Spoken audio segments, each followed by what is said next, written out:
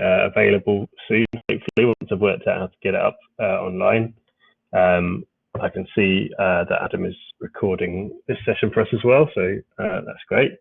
Yeah, if you weren't here, if you want to post in the chat to say hi and tell us who you are and where you're from, what you're doing here, that sort of thing, that'd be great. We really want this event to be an opportunity for networking as well as sort of finding out interesting things.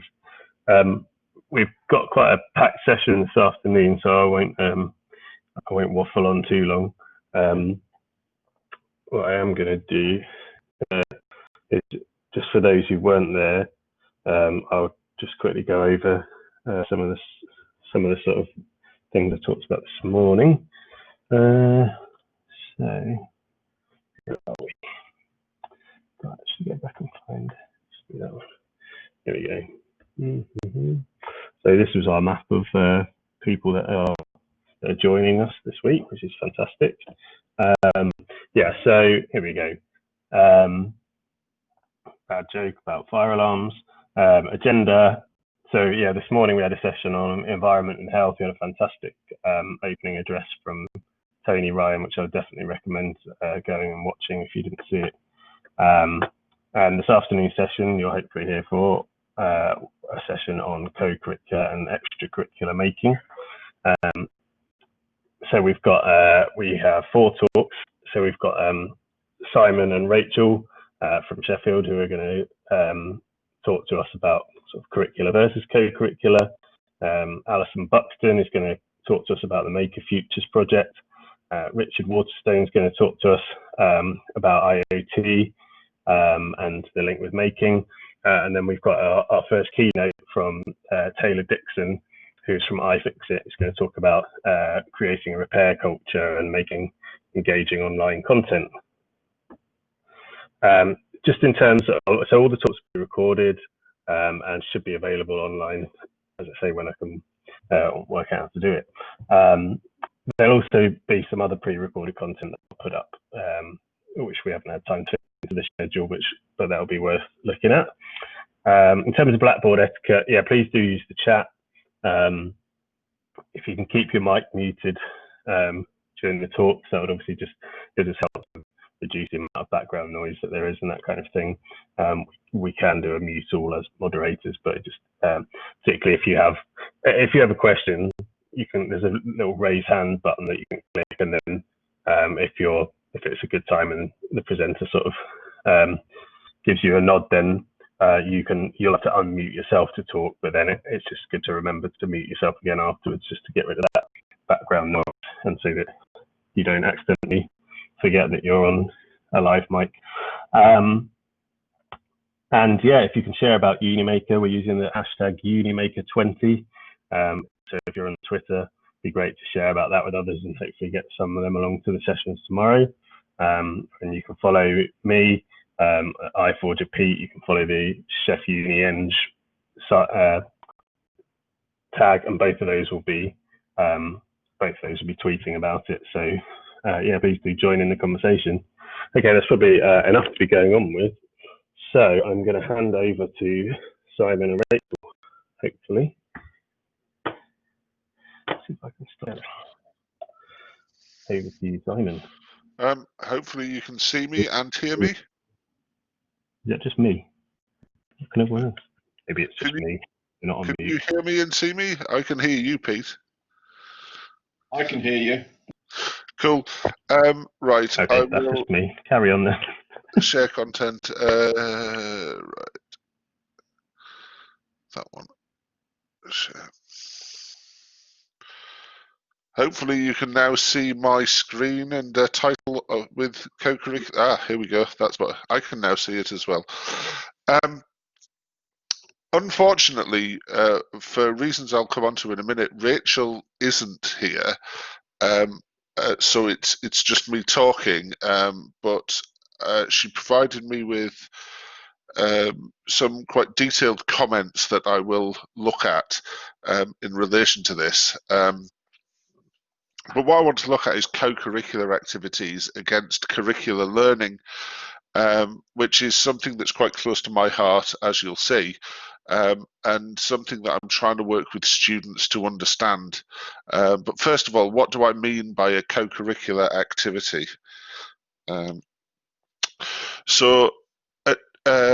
Co-curricular activities are activities that are run alongside the student's curriculum, but are done voluntarily and are not assessed. That's the way that we use the term in Sheffield. So there are several types of co-curricular activities that we run here at Sheffield. So for example, Formula Student is one that's quite well known. And some universities actually run that as part of the curriculum, but we run that separate to the curriculum. One or two students do their final year projects on parts of the car, but most students do it voluntarily in their own time. We also enter things like the IMECE, the Institute of Mechanical Engineering, has an unmanned aerial systems challenge that we run in the same way. There's international space challenges. I should probably give a shout out to the people on our pictures. So the picture with the rocket is Project Sunride, who won one of the space challenges 2 years ago in America, and also hold an altitude record for a UK-built amateur rocket. The team at the top, all in their wonderful high vis, is a team called Project Hex, who enter the IMECE UAS challenge with a vehicle that's conveniently cut off the image, a hexcopter that they've entered in the last few years of the challenge. They might also include charitable activities, so Engineers Without Borders. For those of you who don't know that organisation, they bring together engineers to look at projects for disadvantaged countries. So I've had a student who was working on developing a new composting toilet for a particular area, and then went out and actually built it as part of a funded project.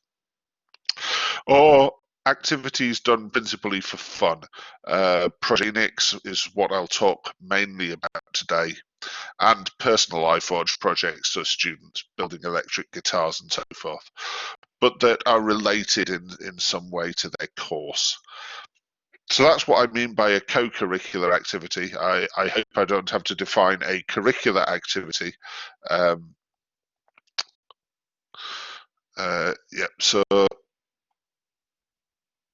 So co-curricular and extracurricular activities, I think they are just the same thing. We tend to use the term in Sheffield when it's something that is related to the student's curriculum rather than something. So playing for the university football team might be extracurricular, whereas working on Formula Student as a mechanical engineer with an interest in automotive engineering would be co-curricular. So that's how I would use the term differently. It's to do with the relationship to the student's curriculum. Sorry, I wasn't on chat at the time, Matthew, so I suddenly realised something had come in. So sorry about the delay in getting back to you on that. So that's how I would use terminology. Bit about me. I'm the guy in the red shirt in that picture. And I'm standing in front of a cosmic blueberry. You're standing behind a cosmic blueberry. A cosmic blueberry is a sculpture. There are 3 different types of cosmic blueberries. There's a carbon fiber one, which the team I'm standing with built. There is a wooden one and there is a metal one, and they're a sculpture that's been installed at the Children's Hospital in Sheffield in a kind of garden where people can kind of sit and have their sandwiches in a bit of peace and quiet. So that's a co-curricular activity. They weren't paid for that. The materials were provided and the designs were provided and we produced it. And these 3 PhD students got involved as a kind of a social activity. As an academic, I work in aerospace engineering, and I teach on our UAV project, which is conducted with third-year MN students. They build an unmanned air vehicle over the course of their study, their year, and then they test fly it and so on. But I'm also the academic liaison on several co-curricular activities. Project Phoenix, where we're building a Pete and Paul air camper, more a second. Project Hex, where we are entering the Unmanned Aerial Systems Challenge, and Volaticus, also a second team that enters the Unmanned Aerial Systems Challenge. But I advise on a number of other groups, so I help out pretty much any group that's looking at materials at some point will come through my door. So I was out with our Shell Eco Marathon car, with the Sunride project, and various others. As I say, most materials ones ultimately come to my door at some point. So I do like to support these activities. Rachel, on the other hand, Rachel is going into the fourth year of her MEng with industrial experience. So she is going into industry, and the first day of her placement happens to be today. So that's her excuse for not being here. And given the current job climate, I actually think it's a good one and excellent that she's going into this, going into a placement, so she hasn't got time to attend today. But this is Rachel working on the empennage of the Pete and Paul air camper that we build as Project Phoenix. And Rachel, 2 years, has been the team lead on the empennage build. For those of you who aren't familiar with the meaning of empennage, basically it's the tail flying surfaces of the aircraft. So she's building the horizontal tail plane at that time. She also completed the UAV project last year, so she's an ideal person to chat to about the importance of these projects. She's done both curricular and co-curricular activities building aircraft. So Project Phoenix is building a Pete and Paul air camper, which is a 2-seat wood and canvas parasol wing monoplane. Again, the non-aero specific, 2 seats, pilot seat at the back here, passenger seat at the front. The parasol wing, the wing is above the fuselage of the aircraft, so it sits above the passenger's head, with the pilot having a tiny little cutout, so they've got a bit more space at the back of the wing, but basically under the wing.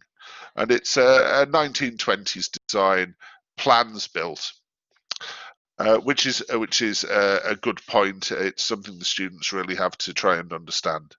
It was modified in the 1970s for UK build, so certain changes were made for current regulations at the time. And since then, there are probably about 50 flying in the UK, and many, many more around the globe.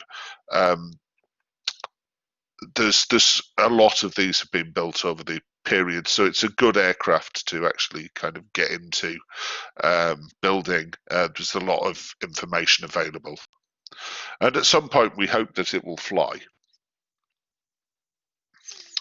The UAV project, on the other hand, the students have to build a fixed-wing aircraft for survey work with no dimension bigger than 1 meter, a 15-minute flight time, and it has autonomous capability, so it can fly stabilized or full autonomy, depending on the student's choice. Yes, that is Brandon's aircraft. It was a handy picture I had that I had the copyright of.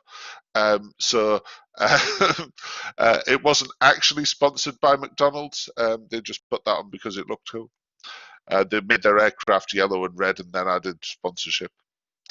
I believe you, Brandon, might be able to fill me in. I think you wrote to McDonald's to try to get some retrospective sponsorship, if I remember correctly.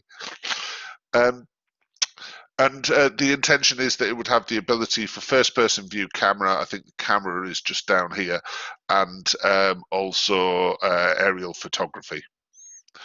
So it's a project again where they're building an aircraft, but it has a very different target than the Pete and Pole. From an academic perspective, I wanted to think about what curricular and co-curricular activities mean to me. Curricular activities, we constrain. We set the boundaries and maintain control. We don't kind of throw something open and say, do what you like. We maintain control. So I say it has to be a survey aircraft with fixed wings, etc. And we constrain the students' exploration. Students are in part motivated to do it by marks. They may want to do it. It may be a good, fun thing to do, but they're still after marks for it. Which can limit the scope of the work. The students are looking at how do I get the marks rather than how do I produce the best aircraft I can. And they're inherently time limited. Students know when their deadlines are, when their exams are going to be, so they are time limited in that sense. Co-curricular activities, however, in my view, allow students to explore the field in their own way. They can choose to go down particular routes or stay within boundaries that they set themselves. The students have to be self-motivated. They're there because they want to be, not because I tell them that they have to be. They're less constrained, which means we have less control, but also means that we can explore, different things can be explored. And they're not necessarily time constrained. The Pete and Pole Air Camper, we've been building it for, I think we're just going into the 4th year of build, as an example. And I'm not sure when it will be finished. We could, well, if we were allowed into build, there's probably about a year's work to get done on it, but it obviously might take longer than that, particularly as getting students into build at the minute will be difficult. This is where I wanted to give Rachel voice. Rachel obviously has different perspectives to mine. Unfortunately, because she was starting this placement, she didn't have time to record these, so she provided me with answers to questions and I've included them as quotes. Unfortunately, as I say, I wanted to present her as video. But from her perspective, the scope of the project is one thing that's very different in a co-curricular activity than in the curricular activity. So as she says, the scale of the project it's a large project, much more involved and much more of a team effort than working on the UAV aircraft. They work as a group of 5 on the UAV. Here the group is about 30 students. There's real jeopardy. If the aircraft doesn't work, we are building a licensed aircraft that will carry 2 people. If the UAV doesn't work properly, they lose some marks.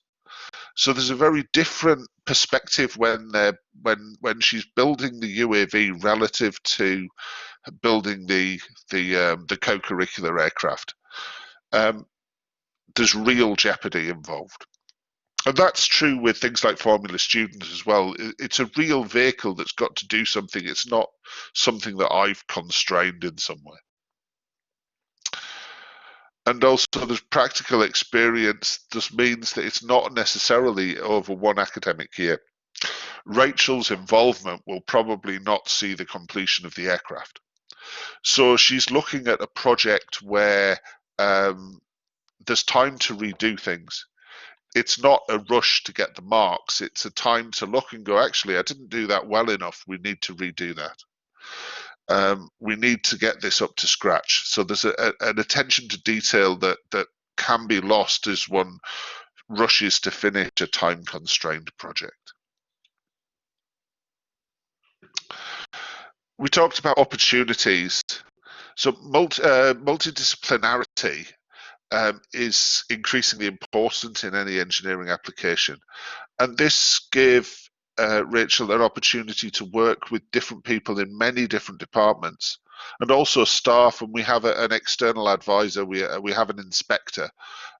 Any aircraft that you want to license to fly through the Light Aircraft Association has to have an inspector who regularly comes in to check that the work is up to scratch. We have to provide them with photographic evidence of things. We have to provide them with test samples when we've made joints and mixed glue and so forth. The students have to deal with a kind of a legislative process external to the university. Again, the same is true with scrutineering for the UAS challenge or for Formula Student. So there's a different perspective on solving problems in this case. It gives a different relationship with staff. Staff become more collaborator than advisor, so they get to ask different types of questions and have a different type of relationship as we build the aircraft. And the students have much more control. They can define their work day and so forth. They can spend time looking at CAD aspects and working out how to make parts or get involved in running the project. The project has a target but doesn't have an end date in this case. I guess with the competitions that's less true, so Formula Student are building to a deadline, but there's still a lot more freedom to define what you do in a project than there is with the curricular projects. Responsibility is, again, was something we talked about. So Rachel's had to learn to manage others, to motivate her team to get the work done. If there's no progress, they don't get a bad mark, so they have to want to do it. So it's a kind of a different relationship to the one that she's used to. And also in the UAV project, they're all third-year aerospace engineers. It's not like she's working with a first year. Yeah, I'm getting there, Pete. Pete knows I could talk forever. She's had to learn collaborative project management and to take responsibility of the team leader, which has allowed her to have more influence. So we've talked about team management and what are the next stages and had a different style of meeting. I am getting to the end, Pete. So students learn a lot from these co-curricular activities. And it's often stuff we'd struggle to include in the curriculum. Kind of working across multiple years and across multiple disciplines would be hard in a curricular activity. Learning things can improve job opportunities. There's been recent research by Gary Wood at Sheffield.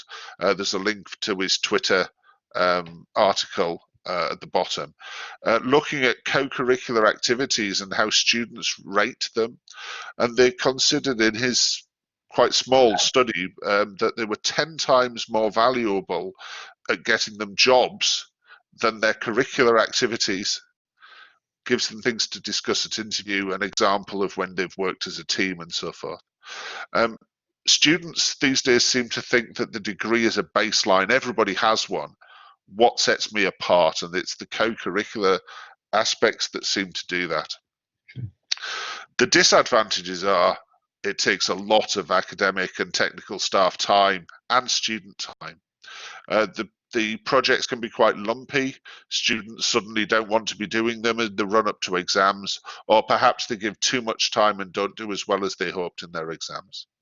So it can be difficult in that sense. And it can be difficult as an academic to give up control. But in summary, I think we've seen an explosion of these projects. We've now built racing cars, railway engines, planes, unmanned air vehicles, satellites, rockets, Mars rovers, remote operated vehicles, composting toilets. We have lots of these activities and the students are clearly valuing them very highly. Which leads me as an academic to wonder, how do I nurture these benefits and perhaps somehow get the students credit for the fact that they are doing them?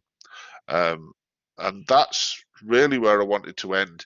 There's an explosion of making. How do we harness it to the furtherment of the students?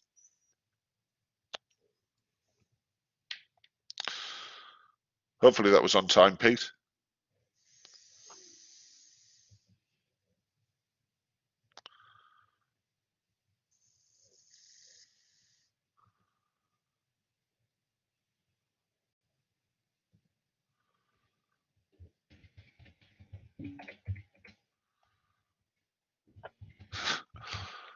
Right. Mike wasn't. I can hear you now. Hanging there, Simon. Okay, that was really interesting. I think there's a lot to chew over there. In terms of timing, I think what we might do is do the next talk, and then we'll see sort of whether we can get time for questions for all the presenters at the end. If we have got time, I want to give plenty of time for Taylor at the end. What we might do as well is, I know, well, some people will need to rush off home and get tea and things if you're not already home, but I'll probably run a little bit at the end to maybe 5:15 or something, to make sure the rest of our speakers have all got enough time, because it's not your fault, Simon. I just packed too many speakers into this session, so didn't get my timings perfect. But yeah, I'm going to hand over to Alison next, isn't it? She's looking like she's ready to present, so I'm assuming you are next. So yeah, this is Dr. Alison Buxton, and she's going to talk about the Maker Futures project. So over to you, Alison. Thank you. I'm just going to get my screen up. Okay. Fantastic. So I'm Alison Buxton. I'm an educational makerspace developer. I'm based in the School of Education at the University of Sheffield.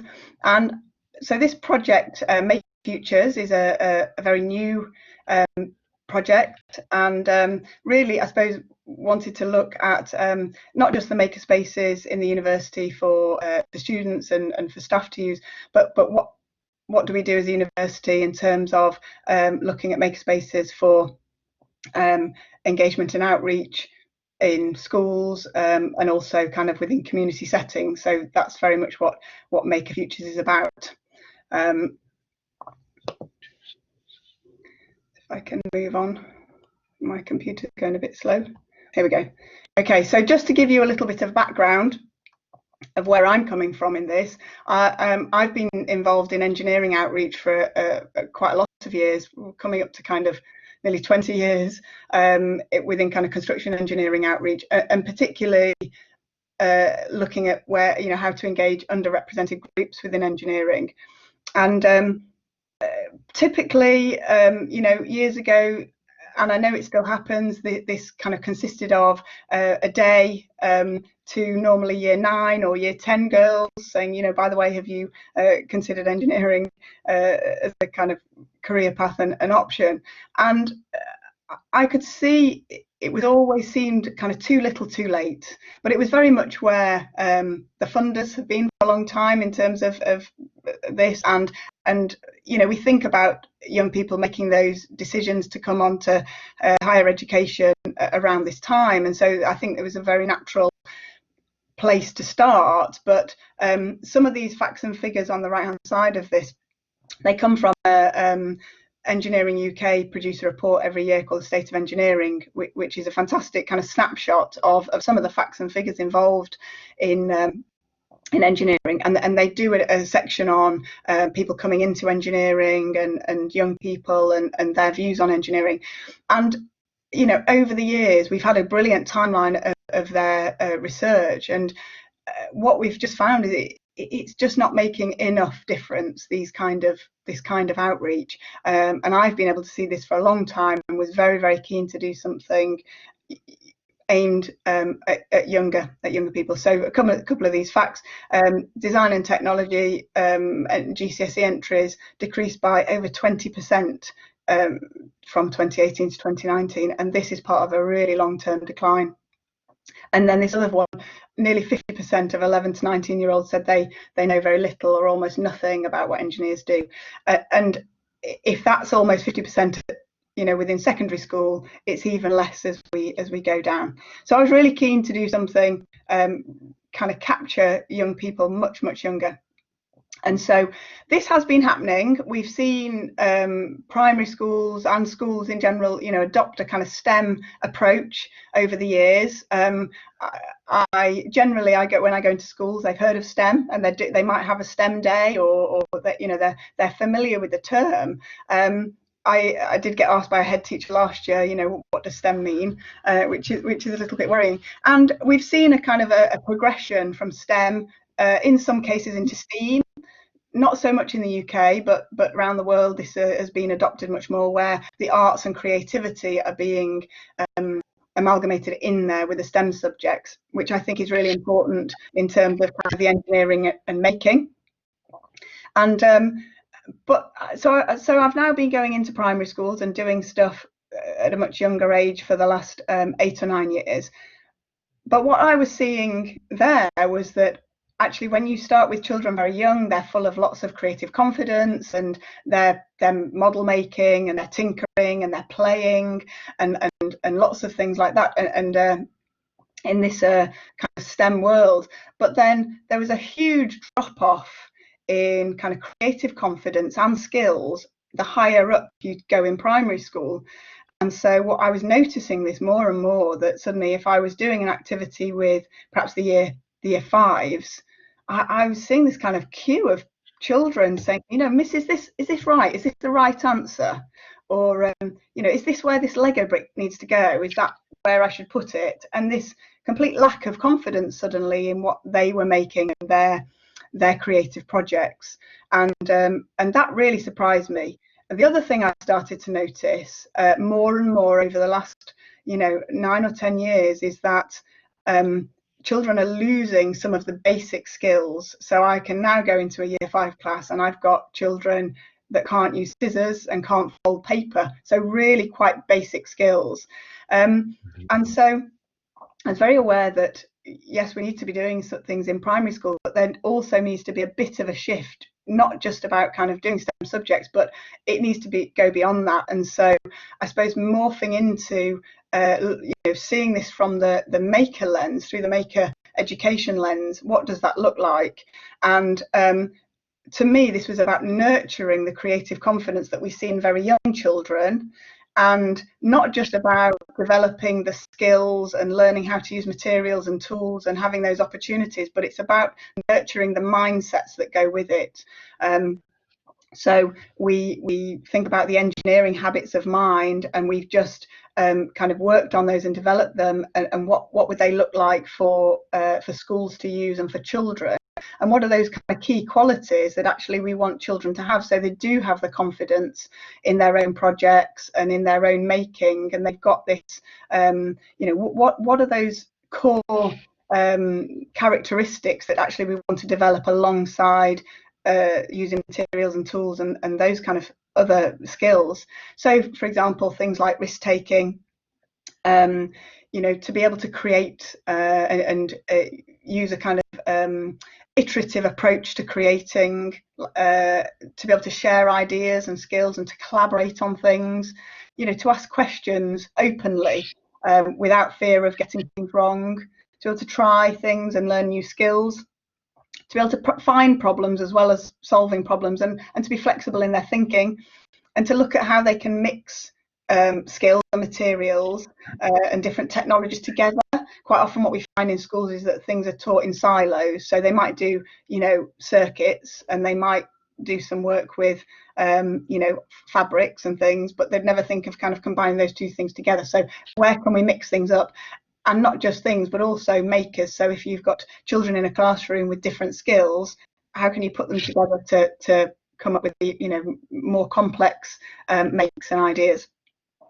Having time to tinker and explore. So actually children in the early years in reception classes and in nursery schools quite often have that time to play and to tinker and just to, you know, figure out how things work, push things over, build them back up, for no kind of real you know, reason. There doesn't have to be an educational kind of outcome, you know, or reason for doing it. They have the time, and where we kind of help develop that through the rest of the school, so that they're able to tinker and explore and see things and question things, looking at how to hack things, repurpose things, create something new. So all of these, in this list is not definitive, it can go on and on, but how can we really develop these mindsets?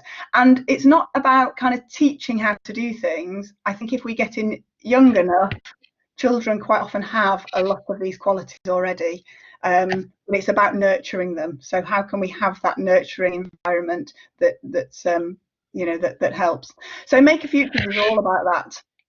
So to be able to provide resources, support and training for early years settings, so that's nurseries and reception classes and things, throughout schools, libraries, community spaces, museums, and helping them to be able to kind of create their own provision, so that we can start to kind of help them to embed it as well in what they're doing. So Maker Futures is the overarching project. That's the idea, and then within that there's lots of smaller strands. So I've listed 4 here, but if you have a look on our website, you'll see we've got more and more in the pipeline as well. So we can have Maker anything really. So I'm going to tell you about our kind of the key bits that we've got going. So this is our Make a Move mobile makerspace, and we teamed up, we partnered with the Site Gallery in Sheffield. For those who don't know, the Site Gallery is a contemporary art space in the city, and they had got an art van that they used a few times a year for public engagement events, festivals, that kind of thing. But it was being, you know, really quite underused, and so there was an opportunity to work with them and to be able to kind of repurpose the van. You know, we know engineering, making spaces, there's a lot of kit in order to showcase what you've got and what you can do in schools. There's lots of stuff, and it's brilliant to be able to have, you know, a space to put them all in. So our van was ready, I think, at the end of February this year, and we managed to get in 1 event before lockdown. We'd got plans to do about 40 over the spring and summer. Unfortunately, you know, that wasn't in our hands, but we were able to do a couple of first events which were just brilliant. So here is a snapshot of what kind of our Make a Move mobile makerspace is about. So in terms of the kind of the project, I think Make a Move is very much like an introduction to what a makerspace community, school makerspace might be like. What does it consist of? Because the majority of schools have not heard of, you know, makerspaces and don't really know what they are. So it's very much an introduction to it. So we wanted to kind of showcase what it could be. So our makerspace, it's flexible. We can have various different things on there. We've got about 16 or 17 different activities, and we can tailor that depending on who the audience is and put different things in. So we've got some high-tech things. We've got VR and 3D printing and high-tech kind of things, robotics and stuff, and we've got all the way down to relatively low-tech. We've got woodwork in there, and we've got you know, building things out of paper and taking bits apart and all sorts of things. So it's a real mixture. We work with the iForge.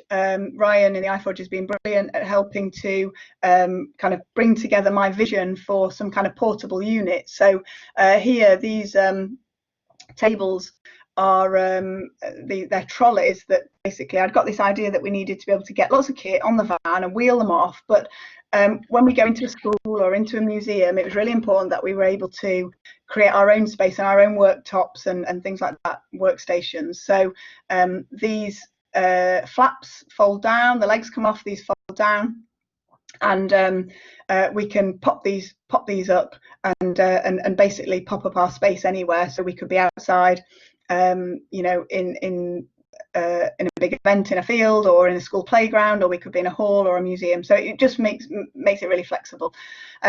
This is a brilliant activity. We teamed up with a local engineering company who are based in Hillsborough in Sheffield, Jenks, and they make postural support equipment for children.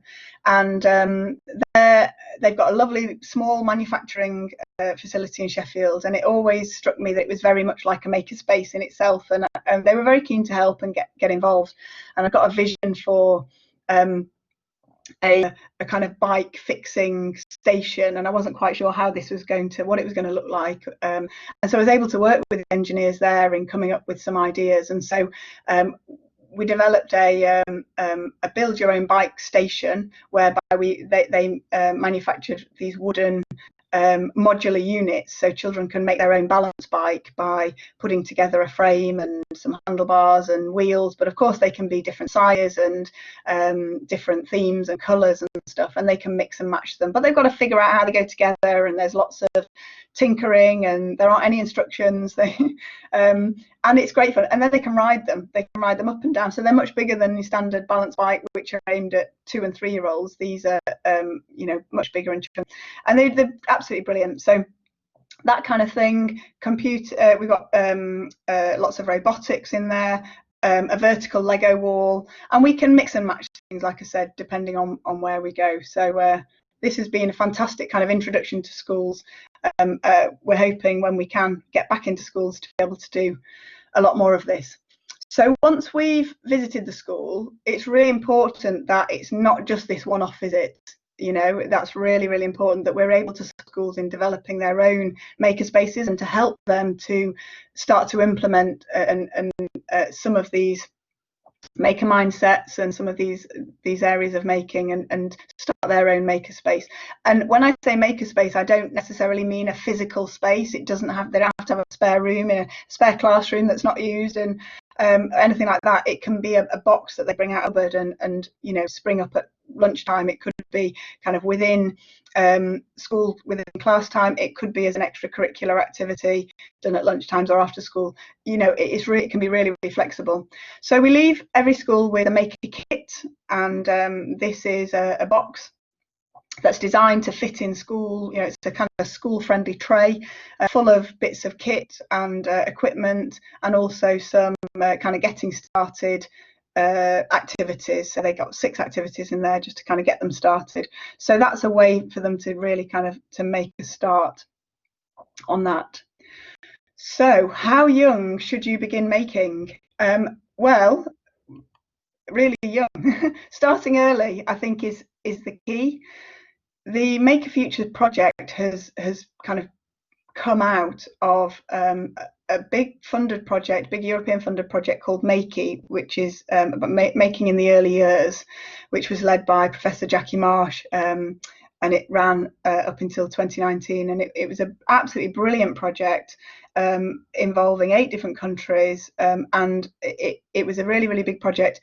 I'm really looking at making with very, very young children. So this is in nursery schools and infants, and it was just so brilliant to be able to see that, yes, that children do have those kind of making, they're so inquisitive, they're so eager, and why do you have to wait until children are 10 before you teach them about circuits? You can start really early, so why not do circuits when you're 3? So being able to introduce tools and how to use them, and different materials, learning how, some basic skills, simple things, measure twice, cut once, all of those little tips and tricks, you can bring them in really early. Having fun with electronics, but also these projects this side looking more at the digital side as well, which very much kind of comes into Makerspace. This top one was we were looking at making torches. We made torches with the children and then used an app, a kind of line following app, to make light patterns and pictures. This picture down here, these Christmas trees are around 6 inches tall. The children designed them, and we're able to, as well as kind of adding electronics and things, and then put them into green screening and things like that. This was another project where children were doing about the Moomins, and so they were designing their own Moomin character, and making stories, telling stories, so some real kind of cross-curricular stuff as well. It's not just about redesigning the technology curriculum. This is about embedding making within the existing curriculum, so lots of storytelling and things like that. And again, bringing in digital literacies as part of literacy and things like that as well. So this was telling stories in using a 3D scanning app called Clone, so they were able to make their playscapes and also their models and take them into a digital world, and then that led on to 3D printing and talking about different materials and the advantages and disadvantages of clay over plastic and all sorts of things, and green screening and being able to use things in play and storytelling and other literacy ways. So as part of this, we've kind of simplified the engineering design cycle, and we've got the maker cycle that we're using, so to be able to look at the problem, think how to make it better, make your idea and test it. And so it's a much simplified version that we're urging schools to use. So I suppose just to kind of recap what we're wanting schools to do through kind of adopting more maker education, and not just schools, like I say, this applies as well to outreach opportunities in museums and libraries and things, but it's about looking closely and giving children time to actually look closely at how things are made, asking questions, problem finding, problem solving, and then really encouraging this iterative approach that we know as makers, we know that this is so important, but having a space for that in school. So the next part of the plan is to develop a curriculum for schools. So this has started, but it's just in very early stages. We're working with Arbourthorne Community Primary. I think it's really important that throughout this, that everything is done with teachers and children, and so that it's co-created. I think that is really important, and not just with the teachers, with the children as well. So we have a development school, so we're going to be making a start really soon, and this covers these kind of 5 key areas of making: so materials and attachment tools, circuits and electronics, computing, coding and robotics, the digital literacy, and then also a little bit of digital design and fabrication. And again, like I said, they don't just stand alone as the STEM subjects, but they're linked to all kind of areas of the curriculum. So we've got lots of work to do. It's quite exciting. Just before I kind of finish this, I know time's a bit tight, so I won't go on too much, but we've had to work really hard to adapt, obviously, what we do. Our offer is very much, has always been kind of in-person thing in schools, and so obviously, you know, we're all having to adapt, and so we're thinking about how we can get things digitally but still keep things happening. So we have an event that had been planned as a big family maker event for the Festival of the Mind in a couple of weeks' time, and that we're now running that as a digital event, and we are sending maker kits out to families, and then we have got all sorts of kind of help videos and things, and we're basically creating a great big play adventure online, but kind of supporting families to make at home and children to make at home. So we're having to kind of adapt and looking at how we can continue our work and keep things going, but being able to, whether we're in school or, you know, or in a digital kind of sphere, but we can really kind of keep the project going and see where we are with that. So that's been a quick whistle-top tour of Maker Futures.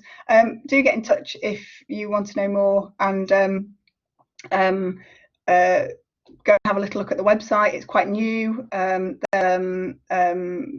We're trying to put things on there all the time. So I'll just have a quick look. We've got a few questions coming in.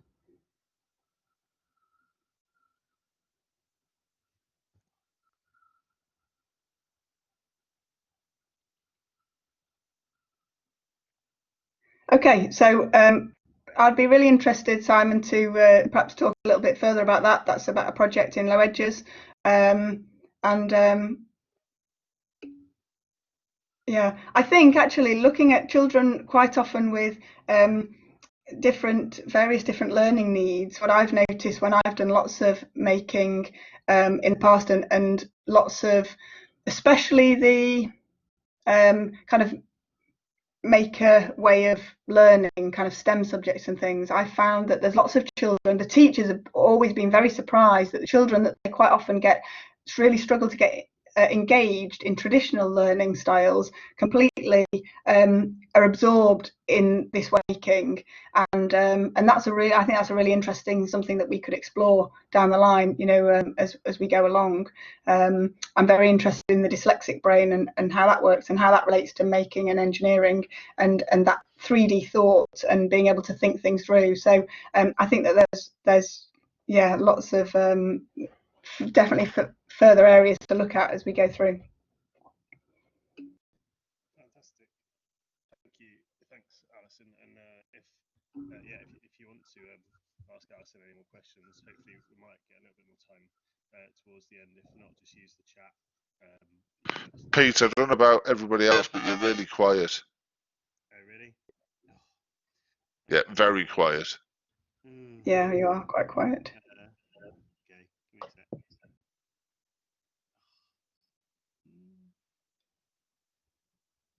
I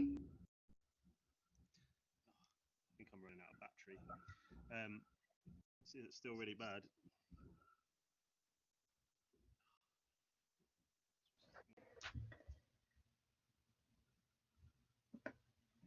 Alison, it's Kerry here. I'll just take over while Pete is having his sound issues. We've just got a question there from Neil about, are you sending out batteries with your kits, and are you concerned about any health and safety issues? We are sending out batteries, but because we've done so much work with very young children, we don't tend to use coin cell batteries, which I know tend to get used quite a lot in a lot of Makerspace activities. They're very cheap and very you know, it tends to be the kind of go-to for a lot of maker things. We send out a little battery pack for 2 AA batteries, and so you can attach an LED to that without it going pop and things. And so we tend to do things that way, and we've that seems to be much better. If when we're doing things like conductive Play-Doh as an activity, we would use 4 AA batteries. If you try to attach that to your LED directly without going through you know, some Play-Doh or something like that, it would go pop. So we do need to be quite careful in terms of what we send out and how we do it, and just risk assessing these, especially for work with families and things like that. So yeah, it's something that does need to be thought of quite carefully, I think. Thank you, Alison. Pete, are you back?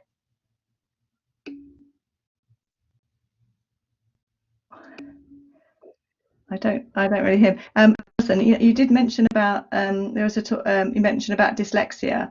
There was a quite specific question about designing maker spaces specifically for children with perhaps some learning difficulties. Yeah, I'm dyslexic. I come from a family of dyslexic engineers, so for me it's completely kind of normal thing. But I suppose so from personal experiences, I you know, interested in kind of how things made, and I don't know. So I see that with children, I can see the 3D nature of maker spaces and maker education is very it's very appealing, because you're seeing the whole, you're seeing a big picture, you know, which quite often involves a problem and different solutions, you know, things people have not thought of before, and being able to see something with a 3D kind of brain, where you can see something from, you know, above and underneath and from round the back without having to turn it round, it is a great dyslexic skill that's quite not, it's not often appreciated in education at the, you know, younger end.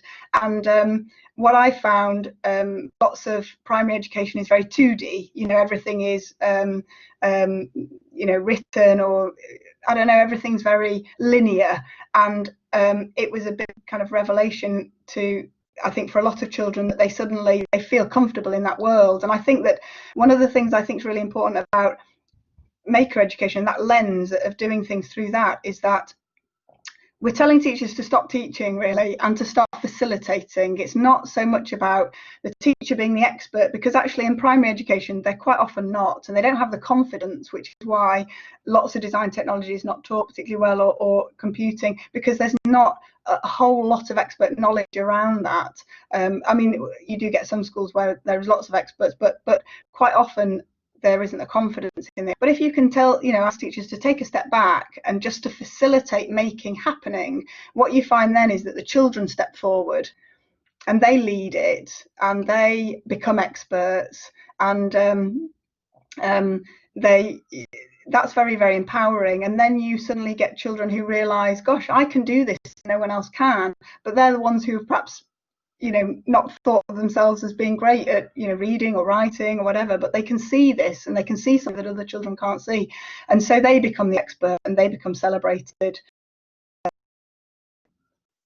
in that sense. And I think that's really important.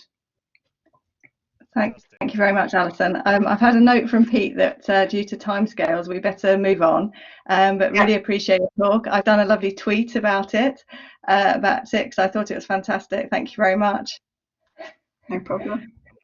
Right, next we've got Richard Waterstone, and he's going to talk about some special making challenge that he's been running over this summer, and one of my IoT students was involved and actually won a prize. So I'm delighted to invite Richard to speak and tell us more about it. Thank you, Richard. Thanks, Cara. That's really kind of you.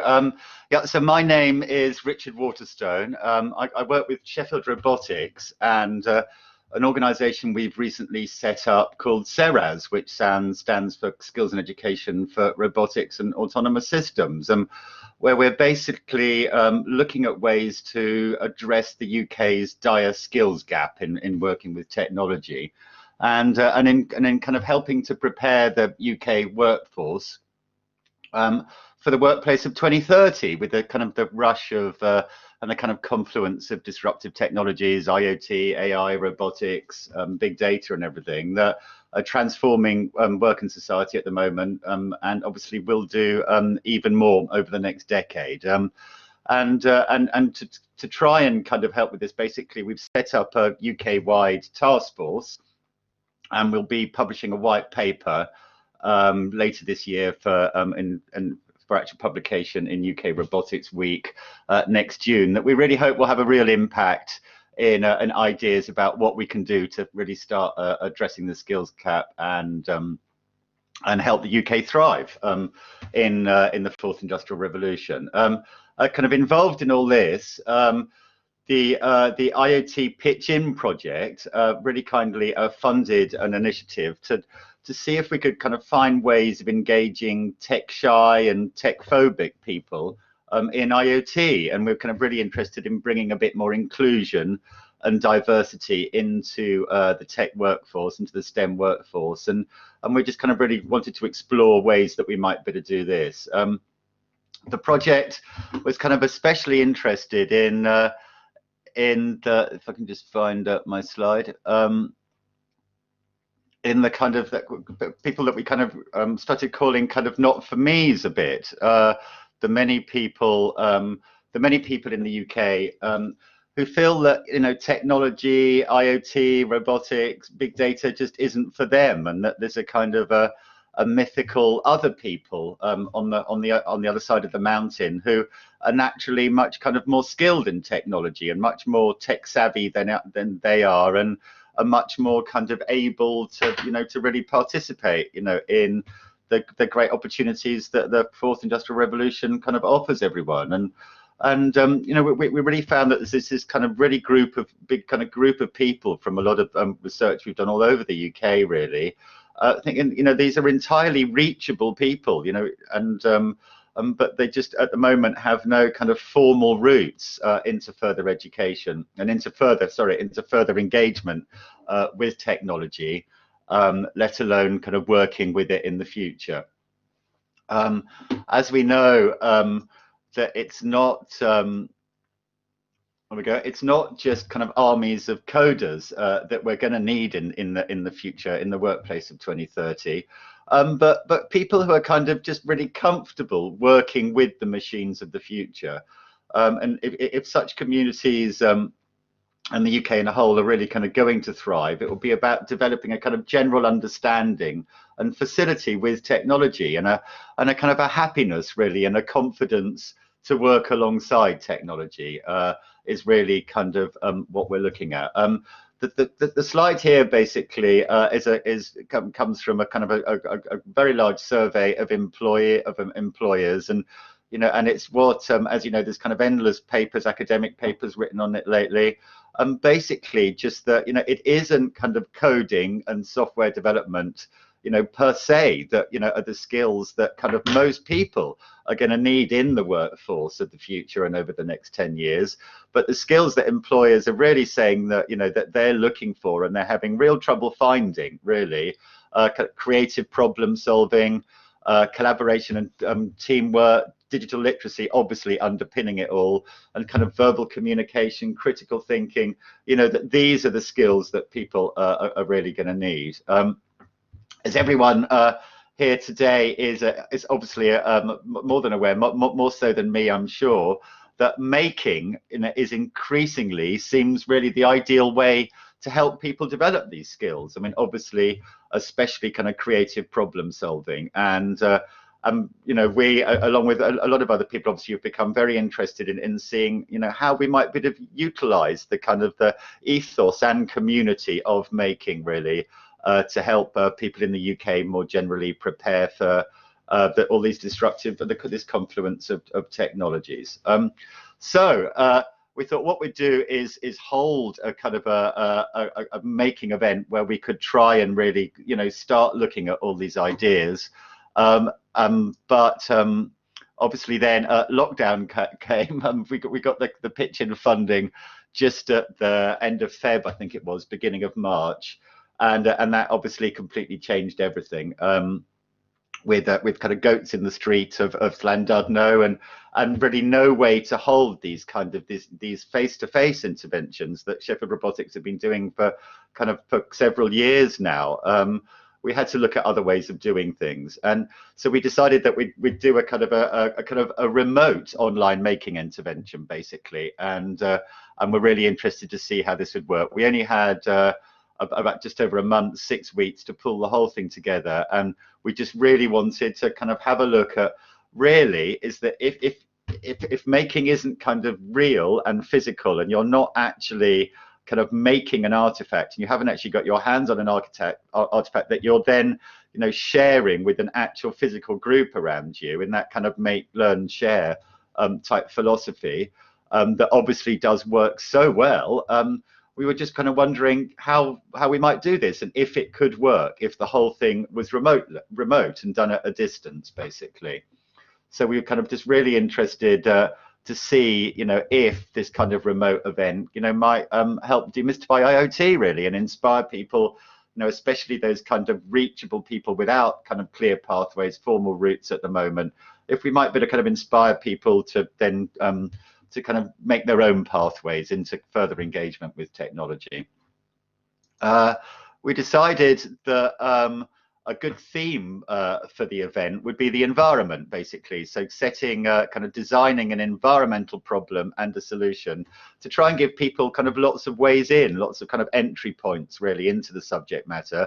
We thought if we'd called it something like kind of make a basic IoT device, or or get IoT skills through making, that we'd kind of alienate the very kind of people that we were really trying to attract, kind of people with kind of limited, reachable people, but with limited technological experience, and that we really kind of wanted to design an event that gave all sorts of ways into it, and wouldn't kind of threaten people, basically, who felt that they weren't technologically experienced enough. We also thought a really important thing was the kind of multidisciplinary approach to it, again, to kind of have a lot of entry points into the subject matter. And so we were really lucky to get a fantastic, diverse group of presenters, kind of pretty well equal between men and women, and from very different backgrounds. So, their narratives, their own stories that they managed to give to the participants, just about how they'd come to this point, you know, how they were here now presenting about making an IoT, and their kind of stories and all their different lives and backgrounds and how they'd reached that point. We thought also then, because it's a challenge, and so we actually wanted people to design problems and solutions, and then using making and using IoT create solutions. We thought it was really important to give people lots of different ways of actually presenting their work. So again, you know, to harness their own skills and give them kind of real entry points into it. And so we really kind of wanted to get a good combination of art and engineering materials. And you know, and of course you could present your work with code or circuit diagrams, as lots of people did, but also with posters, videos, you know, anything that people basically felt comfortable with, and it came from what they felt to be their own skill sets, that then they could kind of engage themselves further with the technology. Another question that we were really kind of asking ourselves before it, and we were kind of really interested in finding answers to, is whether we've designed this 2-week event with hour-long sessions every day, every weekday, is would people, if it's remote and online and you're not in a room and you're not in an actual kind of a physical group together, would people actually stay? Would we be able to develop resilience in people? And so that they'd have the persistence to kind of to go through the entire 2 weeks, you know, although there was no kind of physical group and no physical artifacts for them to share. Also, of course, being a challenge format, we felt the other thing that was very important was getting the level of risk right, really, and the level of difficulty. It shouldn't be too easy and it shouldn't be too hard. You know, obviously, if it was too easy, people might well just get bored and not bother to turn up again. You know, why should they? And similarly, we didn't want people to feel it was too hard, and therefore, you know, it would be too much for them and it would put them off. And we wanted to get around that kind of risk-averse, not for me way of thinking about engaging with technology. And we wanted them to take a risk, really, to stick through the thing, and see what happened. So did it work? It worked really well, kind of, we feel. And just having a look at just some really quick stats on there.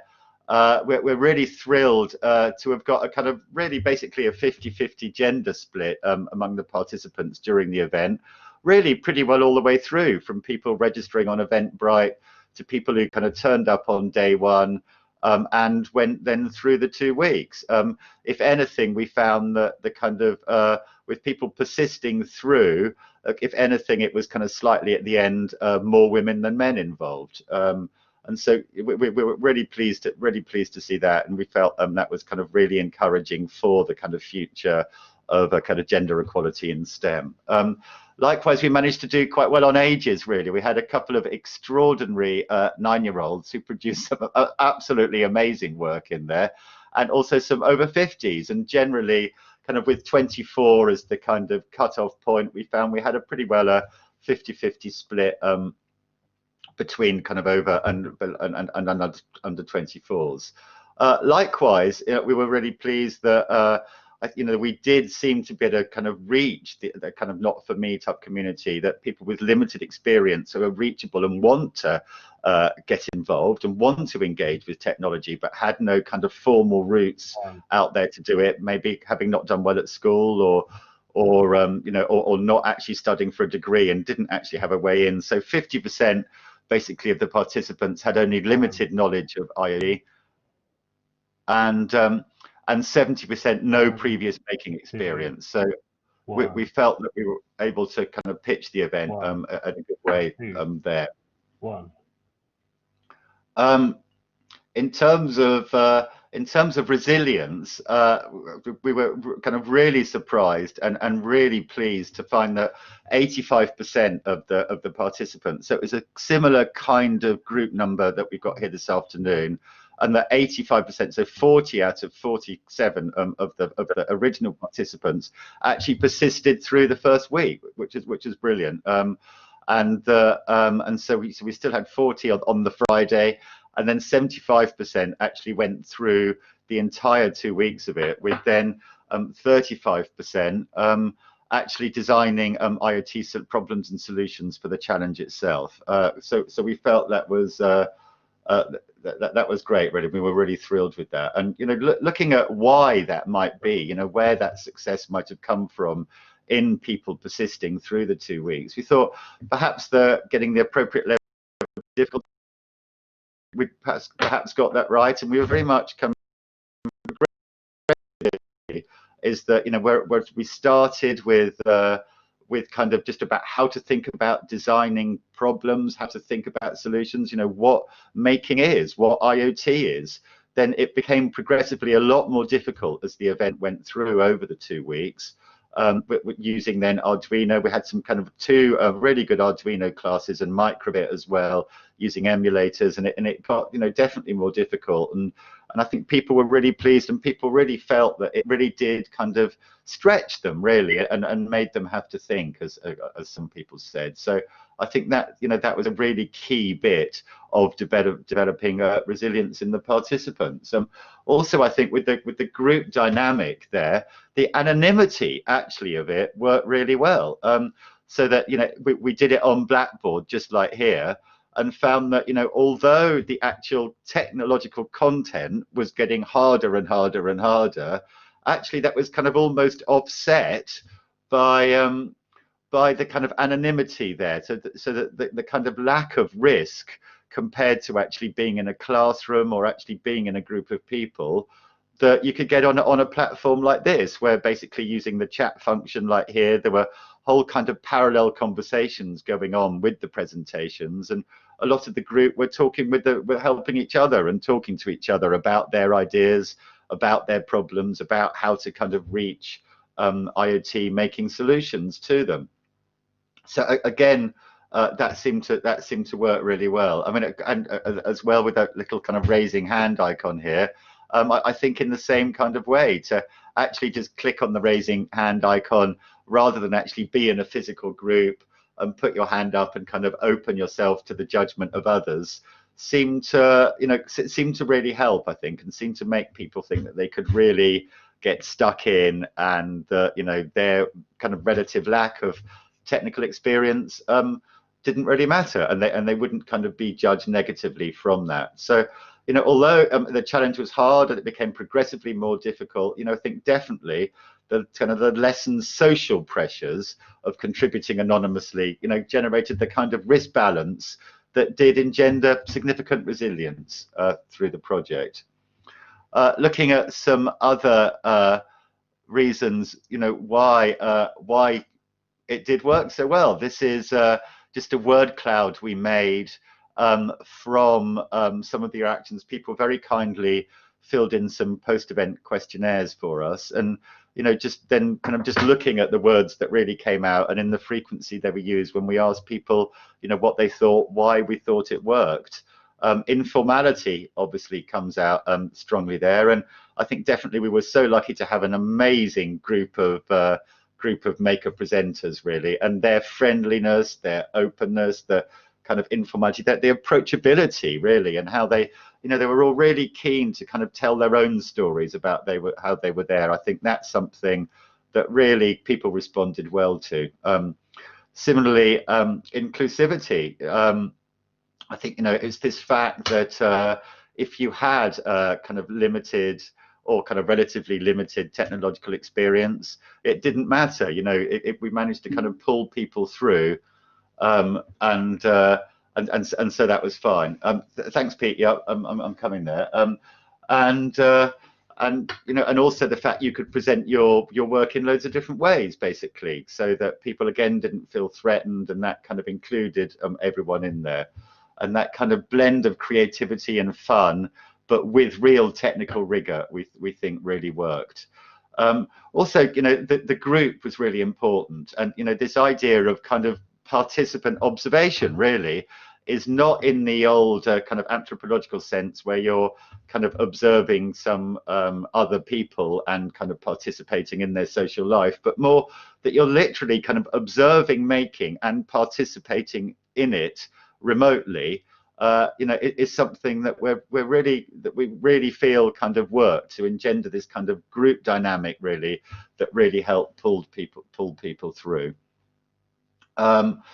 So in conclusion, then, basically kind of looking at, so did it work or not? We feel that absolutely, something that will really take forward from this, really, when thinking in SERAS and in our white paper about ways we can try and help getting kind of people more comfortable with technology, really, in the UK, for the UK itself, to help the UK thrive, and for communities and individuals. We do really feel that a kind of remote, online distance learning, participant observation, kind of making ethos event like this really can work to develop tangible learning, a sense of agency and ownership, and really kind of then get people to kind of start developing their own pathways, really, into further engagement with technology. So even if it's not real and it's not physical, but it's there online, that we think there is huge potential, really, with some of the lessons that we learned to do that. So we feel that really can work, really, in helping develop the kind of skills that we need for 2030, the creative problem solving, teamwork, communication, critical thinking. To finish up, but basically, the report we did on the event will be uploading really soon onto the SERAS website. There it is, www.seras.org, and please do have a look at what we're doing on there. But basically, we feel it was a huge success. We gave away, Alison talking about getting actual making kits to people. We managed to then give design some quite nice SERAS making kits that we then gave away to a lot of the participants. As you can see, there they are in a kind of a picture in the chat thing on the website. And from what we heard back from people, they were thrilled with them and were really keen to kind of get stuck in and do more making. So we were thrilled with that. Thanks. Great. Thank you, Richard. Am I back on now? You are. Yeah, Good. it's a little quiet, but okay. Okay. Yeah. So yeah, that was really excellent. It's really great to get the IoT side of things. It's been a really interestingly varied session, actually, with going from hands-on building of wooden planes and bikes to the electronics side, and we're going to stick with the electronics side for our keynote speech now. Again, if you want to ask Richard any questions, feel free to stick some stuff in the chat. I'm gonna move on just because of time, but that doesn't mean we can't kind of continue the discussion. So I'm going to introduce Taylor Dixon. So Taylor is a teardown engineer and a writer at iFixit, which if you're into electronics at all, you may well have come across the website. It's a really fantastic resource where if you want to know how to sort of take your gadgets apart and fix them, then there's loads of really good how-tos there, and they've also got this great philosophy of wanting to encourage repairing rather than just throwing out your stuff when it's obsolete and getting something else. So without further ado, I will hand over to Taylor, and I'm really excited to see what he's going to tell us and show us. Thank you, Pete. Can you hear me okay? Yeah, that's great. All right. Let me get set up here. Okay. So, first of all, I want to thank Alison, Simon, and Richard for your lovely presentations. It was really great to hear from your wealth of knowledge. Like Pete said, my name is Taylor Dixon. I am a technical writer and teardown engineer here at iFixit, and I'm going to talk to you today a little bit about making and repair and how those things are really the same in a lot of ways. But first, let me tell you a little bit about iFixit's mission and kind of the ethos behind our brand. iFixit is on a mission to enable everyone to repair everything. We do our best to help people share their repair know-how on our wiki-based website, and we also do our best to help first-time repairers come and find any kind of guide that they need to fix their devices. And we're doing this because there is a very big problem with our current economy. Currently, most of the electronics manufacturing that we do is linear, and that's cell phones, toasters, pretty much any kind of technology today is manufactured, and it eventually just ends up in the landfill before really the end of its life. And we see evidence of this everywhere. Landfills are filling up faster than ever. Most concerningly, e-waste is a gigantic problem. Our phones and other gadgets are filled with precious metals that are extremely hard to recover once they have been put into the device. And the number on this slide is slightly outdated, but as of 2018, over 40,000 cell phones were being discarded in California alone every single day. And that number just really blows my mind and really shows the scale of the problem that we have on our hands here. This is an e-waste dump in Accra, Ghana, where our CEO, Kyle Wiens, visits regularly. And this is actually where a lot of our electronic waste ends up. You can see it's just kind of strewn about here in this landfill. And a lot of the workers, who are sometimes young children, actually just burn all of the electronics to melt them down to their precious metals and try to sell those metals. And that's kind of like the way the economy works now. But it didn't always used to be this way. Repair I'm not very old, but in the olden days, it was a lot easier to repair just about anything that you had. You could take any gadget, any device to a repair shop, and they would typically have all of the information and all of the tools to fix that. And we need to get back to this because repair is really a cornerstone of our environmental and economic future.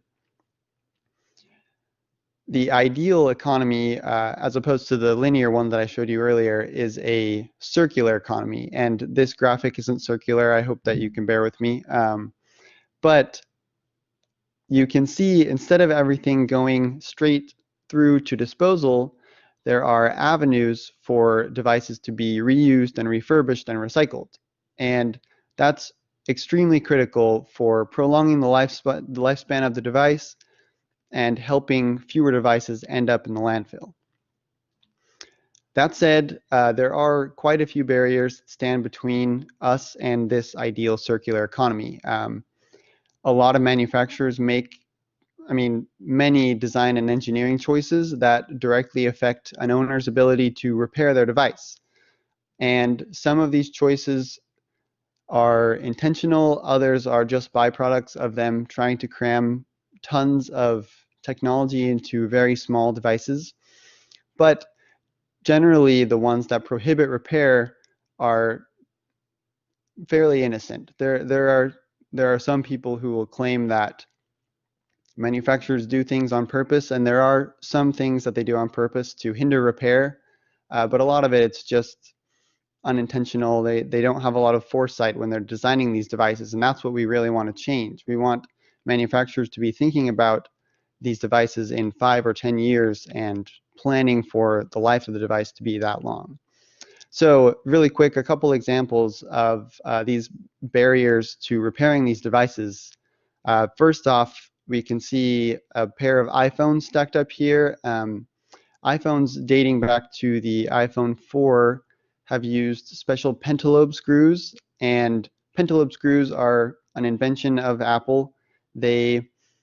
Back in the iPhone 4, they made this new screw and they seal their device shut with this screw. So if you don't have this bit, which they invented, you aren't able to get into the device. And there are other companies that do this as well. Nintendo is famous for using rare driver bits to seal up their devices. And additionally, Samsung phones are rather notorious at iFixit for having terribly glued in batteries. Some of you may remember cell phones used to have plastic covers on the back that you could just remove and pop out the battery. And that was really ideal for prolonging the lifespan of the device because all batteries are consumables. Eventually, the battery in any device is going to fail. So oftentimes, the biggest barrier to prolonging the lifespan of a device is the battery. And so in this case, it's sad to see companies like Samsung just really gluing in this battery with a lot of adhesive that's really tough to work around, because that makes the procedure more difficult, which in turn scares off first-time repairers, and people are more likely to just throw away the phone rather than try and fix it. Additionally, one other quick example, laptop manufacturers have transitioned in part away from using replaceable components in their laptops like memory and storage, which can go a long way to prolonging the lifespan of a device. And Apple is kind of leading the way here with their thin and light MacBook Pros.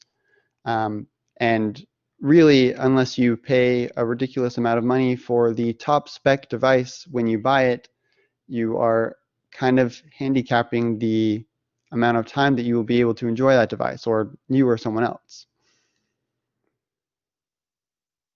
But perhaps the worst thing that manufacturers do is try to intimidate customers into thinking they are not allowed to repair the devices, and claiming that if you do so, your warranty will be voided. Luckily, the FTC has announced or has mentioned that this is not true, and it is actually illegal for manufacturers to void your warranty just for opening a device.